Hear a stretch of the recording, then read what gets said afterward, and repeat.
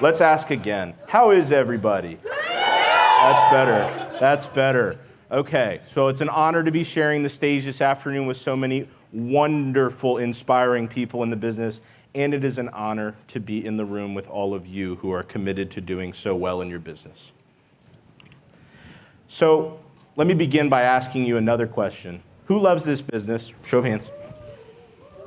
Okay. Who thinks this is the greatest business in the entire world? Okay. All right. Not as many people. Got it. Okay. Who thinks it's a privilege to get up in the morning and help people with one of the things most crucial to their lives? Better. I mean, what other business gives you an excuse to go out and make a bunch of friends and get paid for it, right? So today, I'm not only grateful to have breath in my lungs and be here before you, but I'm also grateful to be in the business of real estate. So many of you don't know who I am, and I'd like to give you a little background and context as to why you might listen to what I have to say this afternoon. So just bear with me a couple minutes. I'm Austin Southern, managing partner at Monumental, powered by Place. There we go. I'm in my 6th year of the real estate business, but my 10th year as an entrepreneur. Prior to real estate, I put my economics degree on hold and I opened a retail shop in the Richmond, Virginia area. I was terrible at business and I had no idea what I was doing. Burned a lot of bridges, made some friends, lost more, and ultimately gained a lot of valuable experience and not a lot of money. But I understand now from that experience the grit that is necessary to build from the ground up. After that, I spent some time working for a variety of different small businesses, selling Google pay-per-click ads. Learned equally many lessons in that business. I learned that we served too many customers. We didn't specialize in a singular area. And as we ventured into the unknown, March of 2020, our entire client list fired us because they cut their marketing budgets first. So at a crossroad in my life, I am fortunate to have a mentor in my family. I wasn't sure what direction I should go. I'd just been licensed as a real estate agent because we were headed that direction with my Google PPC business. And here I am, license in hand, which took 45 days from the board because everything was closed, right? No in-person meetings. No real estate specific knowledge, no book of business, and some rough sales skills from my past businesses. So my mother, Roxanne, has been an agent full-time since 2005 here with Samson. And she's been an excellent agent, stood on the shoulders of great mentors here at Samson as well, Mike Briggs especially, cares deeply for her clients, works tirelessly to get the deal done. She'll draw on experience, but ultimately, in a single year in those first 15 years in business, probably never crossed $185,000 in gross commissions. So, joining forces and focusing on serving our clients well, building repeatable and duplicatable systems over the last few years, and scaling unscalable work that builds relationships. Together, this summer, from June 1st to August 31st, in a, quote, down market, we earned $463,724 in gross commissions. And thank you. And September, October, and November are projected to be 50% higher than that. So I look back on this and I ask myself, what made the difference? And it always comes back to one thing. Making a difference in our clients' lives makes the difference in our business. So I'm on a mission, and to everyone present in the audience today, I'm asking that you dream with me for a little bit. I asked a few moments ago, who loves this business? And I want that answer to be every single hand in the room. We all get into this business for different reasons. Among the most commonly listed are, I want to be my own boss. I want freedom of time. I want financial freedom. I don't want to be chained to a desk. We all have an original why that got us into this room and into this business. but I'm here to make an argument before you today for a new why. What if the mindset shift of the industry was, how can I make a difference in the lives of the people that I serve? What if your internal dialogue shifted to, I get to wake up in the morning and use my unique set of skills, my personality, and my creativity to craft an experience for my clients that is unforgettable? I get the opportunity to make pro athlete money, and the measuring stick for how much money I make is how many people that I serve. A couple of years ago, I had the privilege to be in the audience when a great man and a great mentor to many of us, some people in the room were also in that same room, he spoke to a few thousand of us realtors. A man known to many as the Oracle, the late, great Steve Harney, said it was an honor to be speaking to that room full of realtors because no matter what area, no matter what price point, we are people that serve our communities. And he used the word stalwart, meaning someone who is a long-standing, reliable, and strongly supportive member of the community, someone others count on because they consistently show up and uphold the community's values.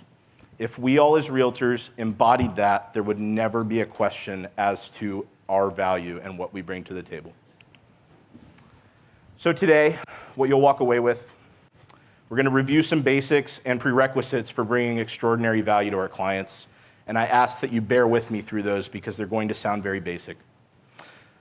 I'm going to review some examples of times when small gestures made all the difference in a transaction.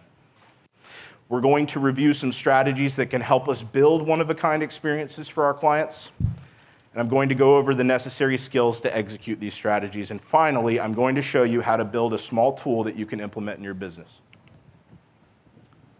So we covered the first prerequisite of why. Our personal whys might include reasons that are only known to us, right? I want to give my family the life that they deserve. I want to drive certain cars and live in certain houses and vacation certain places. I want to be the very best at this business I can possibly be. Or I want to buy X number of doors so that I never have to go on a listing appointment again as long as I live, right?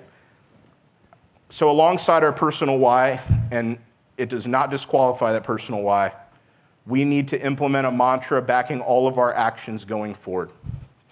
Client experience is at the forefront of what I do. Client experience is at the forefront of what I do. We can just repeat that to ourselves. It needs to be front and center because without clients, we don't have business. The next is your commitment to being a true professional realtor. Small mistakes, not knowing your contracts, inaccuracies, all of those things add up, and they are impossible to overcome to create an excellent client experience, even with unforgettable moments. They will not forget how you messed up on something simple, even if you do something incredible for them. So the only way to elevate your business is to commit to an incredible standard in the fundamentals of your business. Starts with CRM. There are agents that make 500 grand a year that don't use their CRM. There are agents that make more than that that don't use their CRM. They are missing some crucial things. Every sales role in the entire world requires that we use a customer relationship management system, and it is no different in real estate. It's the lifeblood of your business. If you're in a place in your business where you don't feel near capacity, it might feel easy to keep track of all the little details that you need and not have to take notes. I really don't even care if it's just an Excel spreadsheet that you use that keeps track of your client notes. You need to have it in a brain somewhere stored out of your head. Because those small things that we take notes on are going to, one, contribute to a tool we're going to talk about later, and two, make the difference in remembering important milestones, small idiosyncrasies in our clients' lives, and it matters for the service we provide. Hand in hand with the CRM is a skill, active listening. There are some key components of active listening. First and foremost is a full presence. We want to be fully present and focused when anyone is talking, but also especially when our clients are talking. We're looking for their nonverbal cues. We're looking for verbal cues in their tonality and acknowledging what they are saying. We are reflecting on what they're saying. We're questioning with open-ended questions to dig deeper. And we're taking a non-judgmental stance. We're setting aside personal biases to understand what the speaker is saying without passing judgment on it. It's important for four very basic things: builds trust and connection, improves communication, resolves conflicts, and enhances our empathy. In every client interaction that you make, from the first phone call that you dial to set the appointment for your first listing appointment with a client, to a follow-up call years after a transaction, your client will share details about their life that are important, even if they don't sound it. We need to take note of this and put it in the CRM, but the only way we're going to hear them is if we are actively listening to what they have to say. Something that I don't think is talked about enough in the real estate profession is niching. Niching equals frictional removal.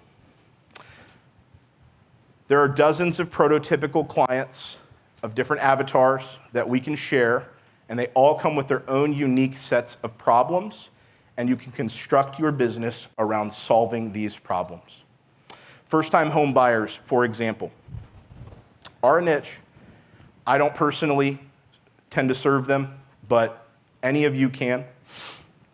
They're not thinking about the small things that might be needed once they get the keys. They're stressed out. They've never done this before. They're thinking about the money. They're thinking about title and all of these requests that they've been getting.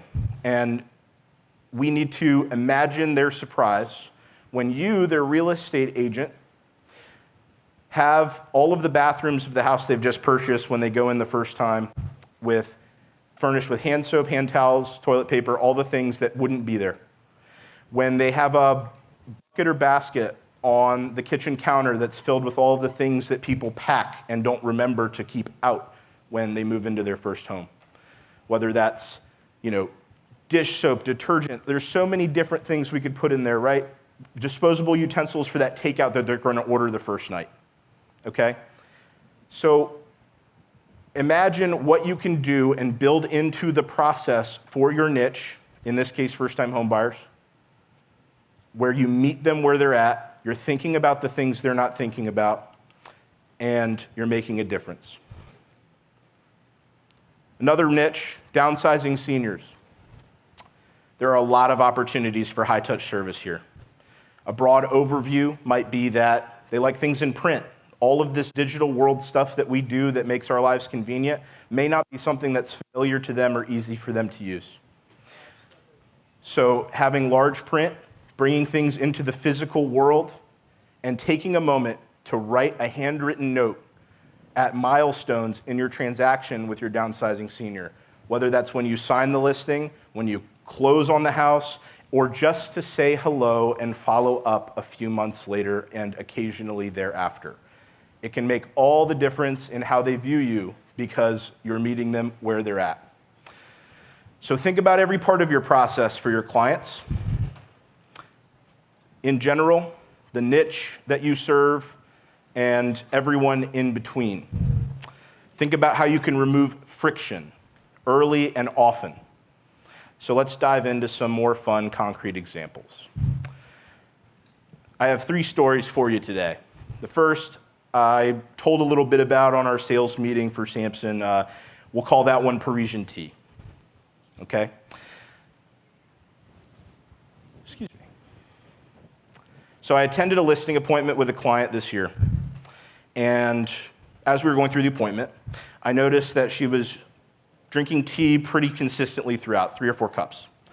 And I noticed that it wasn't only tea, but it was loose leaf tea from France, right? And as our conversation progressed, I learned that she spent 7 years in the 4th arrondissement of Paris, right? So we have 2 pieces of information here. She likes to drink tea, lived in Paris. It just so happens that the 4th arrondissement is the home of Mariage Frère, which is a luxury Parisian tea brand. So that very afternoon after the appointment, I found a specialty store. I found some tea called Marco Polo. It's a loose leaf tea, very eclectic and floral, just like the client. She loved to garden, and that showed up via courier with a handwritten note thanking her for her time. The email that I received from that client that afternoon was ecstatic. She was jumping for joy, ready to move forward. She said, I like your style. Let's move forward with this process. I don't want to go with anyone else. I'm canceling my other appointments. It cost me about $30, including the courier. $30 made an enormous difference because I was listening and it matched what she told me. This one's a fun one, so we're going to call this Diet Coke Extravaganza. So this is a story of soft drinks. I did not expect beverages to be a theme through this, but I'm sensing a pattern. So during the height of the pandemic, there's a lot of competition amongst buyers, as we all know. So I was working with a couple and their family, and they were not very optimistic about the possibility of winning a house. We'd lost several bids.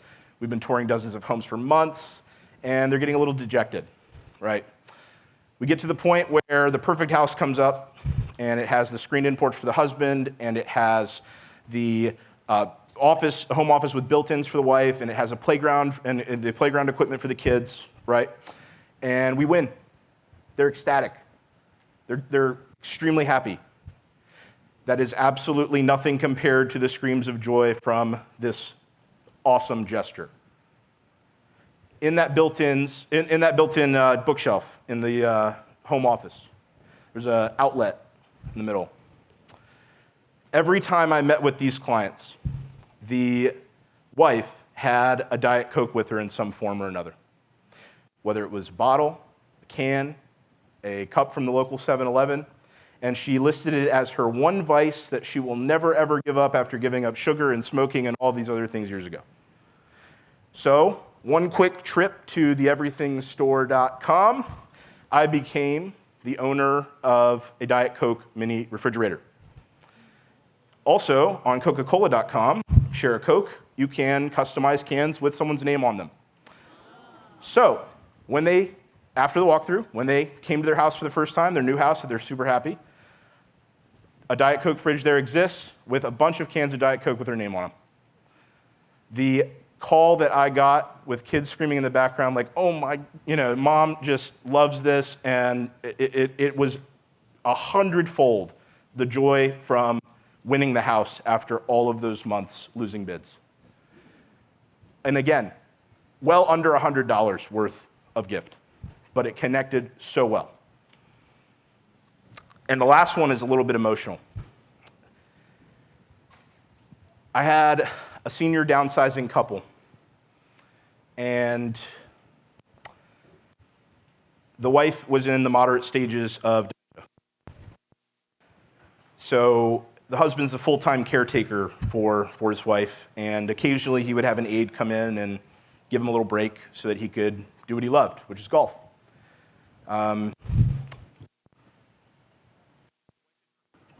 There we go. The wife had progressed pretty significantly, and she started moving things around the house. And in the garage, he had a store of golf balls, along with an entire shelf of other items. They made it into the trash on trash day, and they were gone. So it doesn't seem like it wasn't anything too valuable. However, it was evening. We were on the phone about the sale of this client's home, and he was really frustrated, not only because his wife had just thrown out his golf balls, but for two more reasons. Because he's dealing with his own mortality and his spouse's mortality, which is an extremely heavy subject. And two, they weren't just regular golf balls. They were a slow swing speed golf ball because he's in his 80s, and the pro shop at the club doesn't usually sell them. He's unable to leave his house with his wife any longer and go to the golf store to buy them. The pro shop doesn't sell them, and his tee time's at 7 a.m. the next morning. So what shows up on his doorknob? A dozen of those specific Tour B Bridgestone golf balls. $35. The call I got from him turned that frustration into a focus on my service for him and how he was ecstatic about it. It doesn't solve the problem of dealing with mortality and his aging spouse and all of the troubles that he has going on, but it did solve for him the fact that he didn't have to play with golf balls that he doesn't like. And it showed him that I was thinking about him in that moment. We ended up doing quite a few deals together because of that. That one client, probably $180,000 in commissions. And I would like to think that taking the time to listen to what he needed in the moment is what made the difference. Okay, this might seem basic, this might seem boring, but creating a form in your business that goes out to your clients or you fill it out yourself with preferences for communication, beverages, sports teams, charities, organizations, clubs, all of these things that are specific to our clients, something that they can fill out and that you can store both in your CRM notes and a spreadsheet. It allows you to remind yourself later when you're dealing with hundreds of clients a year what this specific client has preferences around. And with this short questionnaire, it shows that you've built into your business something that is thinking about the client. And people will deny it, but they love to talk about themselves, and this is an opportunity to do just that. So having this getting to know you form through Microsoft, Google, Jotforms, whatever software you so choose, or even just being able to write it down on a piece of paper, asking the client questions throughout your interview process. It can be something that you reference later on to create incredible experiences later, and it also will be useful in our next tool. AI plus you equals more ideas. I don't have a custom GPT to sell you today. I don't have anything that will be an opt-in where I'll sell you something later on. So I'm going to show you a quick 3 steps where you can use probably the most popular OpenAI ChatGPT to give you more ideas in curating amazing client experience. In part 1, you're going to have AI itself create the training material for a project. The prompts will be on the next slide. Please have your phones ready to take a picture of that when I change slides. Part 2, you will create a project within ChatGPT and you will feed it your training material so that it can craft its responses around this training material. And third, you're going to use the client data that you collect, both through your CRM notes, through your getting to know you form, and feed it to the GPT with a prompt. Your prompt, once you feed it to it, might be, write me 5 client ideas that are specific to this client. There are so many different ways you can write it and get into the nitty-gritty detail, have the back and forth conversations, and it will expand your mind for how you can serve this specific client, and it will be specific to the client. So to create the training material, you have a sample prompt here. Write me a system prompt to train a GPT project called Client Experience.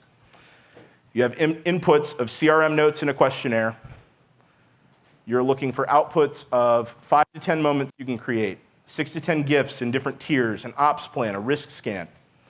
You have principles from 2 books that I think are core texts for this, and probably most people have read them in the real estate industry. Will Guidara's Unreasonable Hospitality and Giftology.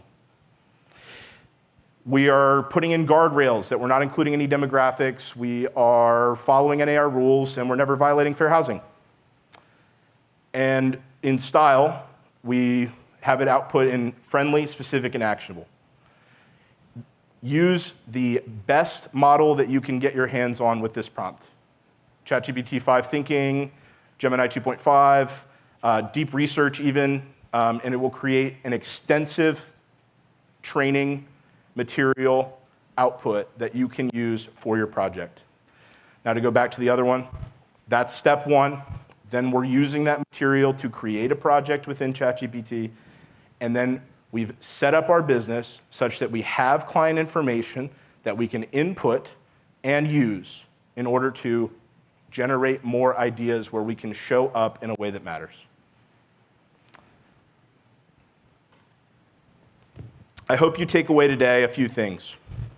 a new why that can come alongside the why you're in this business, a new excitement for this business along with that, and an understanding that active listening, empathy, building your processes and procedures, and using your basic tools like a CRM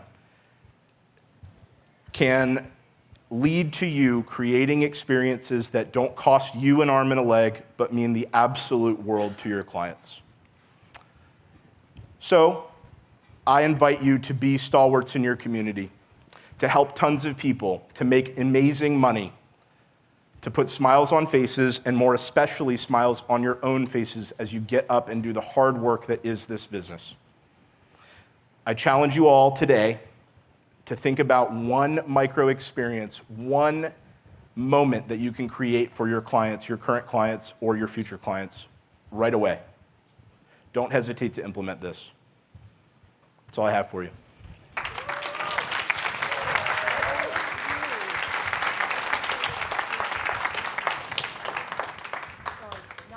Rodeo, and I still didn't have it turned on. Thank you so much. I think it's fair to say that Austin has now set a new bar for us in creating those grand gestures, big or small, that really make an impactful, just impactful feeling with our clients. I just love that. Thank you so much. A couple questions for you, Austin. You know, we talked about the grand gesture. You talked about hearing them, and you talked about taking that data, building your prompts, put it into your system. How do you incorporate that into regular monthly marketing, into regular communication with them versus the grand gesture? Because we can't necessarily do a grand gesture every day or every week. So Sure. How do you take that and incorporate it into your overall marketing strategy? So I'm going to answer the question in a way that sounds like I'm disagreeing with you. Okay. That's okay. You're allowed to do that. It is important to have monthly communication and weekly communication in your social media content. This is about something more important than that, and that is crafting your experience around every single client in a silo, right? Because if we all try to craft our marketing message toward just our clients, we're going to miss a bunch of other people that might be our clients too, right? So it's just about taking the time to invest in each individual client in basically an unscalable way that doesn't necessarily cost us a lot of time, definitely doesn't need to cost us a lot of money, and creates clients for life. I love that. Yeah. I love that. So if you take that, then a follow-on to that question is, how much money do you spend, do you think, on a monthly basis in regular marketing channels Sure. versus your curated experience that you have for that one client? It would definitely be a smaller amount on curating experience. Mm-hmm. So where we are, we're spending about 5% of gross on marketing, and I would say 0.5% to 1% is for curating that experience. We probably will up that to about 10% as we look to grow past 100 million in production here in the next year. But it will still probably be around that 1% to 2% mark. So it is definitely a minority of your budget overall. Love that. Yeah. Love that. Did everybody get some great ideas? Super simple ideas that you can do to make a huge impact. Thank you, Austin. Thank you so much. Appreciate it, guys. For sharing your wisdom today.